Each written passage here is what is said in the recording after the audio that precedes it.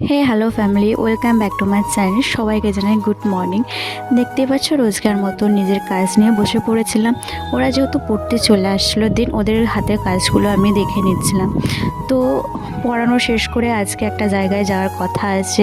তোমাদের আগের দিনকে বলেছিলাম না, আমি যেখান থেকে গাছ কিনেছিলাম আজকে সেখানেই যাব। তো দেখতে থাকো আমি কোত্থেকে গাছ কিনেছিলাম এবং কী কী গাছ কিনেছিলাম। আমি আজকে সমস্ত কিছু ডিটেলস তোমাদের সাথে শেয়ার করব। তো দেন আমি ওদের কাজগুলো কমপ্লিটলি দেখে নিয়ে হচ্ছে ওদেরকে যে যার পড়াটা আমি দিয়ে দিয়েছিলাম। তারপরে আমি বেরিয়ে পড়েছিলাম গাছ কাটার উদ্দেশ্যে। দেন আমি চলে গেছিলাম ডিরেক্টলি বেরিয়ে আমতা কলেজ মোড়ে। তো আমতা কলেজ মোড়ে আমি ওয়েট করছিলাম, যেহেতু আমার সাথে আরও একজন যাবে গাছ কিনতে।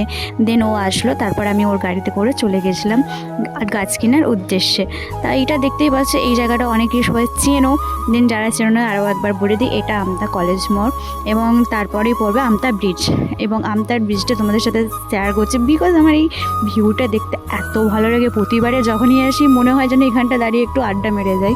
দেন আমরা আগে যখন কলেজ করতাম এখানে দাঁড়িয়ে কিছু বন্ধুর সাথে আড্ডা করতাম।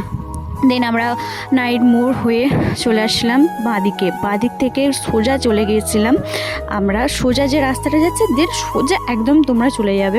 এই জায়গাটা প্রায় বলবো যে 90% লোক চেনো এই জায়গাটা। তবু যারা চেনো না তাদের জন্য এই ভিডিওটা। তো আমরা চলে গিয়েছিলাম ওই নাইট মোড় থেকে বাঁদিকে পুরো সোজা গিয়ে দেখো।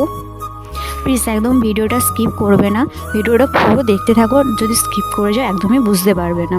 তো আমরা সোজা যাওয়ার পরে হচ্ছে কোথায় কি যায় না যায় সব কিছু তোমার সাথে ডিটেলস শেয়ার করবো।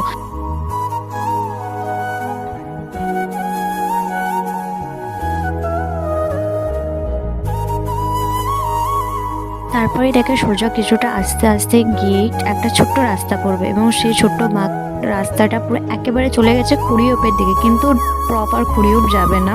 তো তার সাইডে আবার একটা রাস্তা পড়বে। তো এইটা কিছুটা মানে এই রাস্তাটা দেখে কীরকম একটা অদ্ভুত ধরনের লাগছিল। তারপর আমরা জিজ্ঞেস করছিলাম যে এই সাইড দিয়ে যাওয়া যাবে, যেহেতু আগের দিনকে এই সাইড দিয়ে গিয়েছিলাম, বাট এই দিকে রাস্তাটা খুবই খারাপ ছিল। তাই আমি কাকুকে জিজ্ঞেস করে নিয়েছিলাম যে কাকু এই সাইডের রাস্তাটা ছাড়া কি অন্য কোনো রাস্তা আছে ওই নার্সারিতে যাওয়ার জন্য। তাই একবার জিজ্ঞেস করে নিয়ে আমরা বেরিয়ে পড়েছিলাম নার্সারি।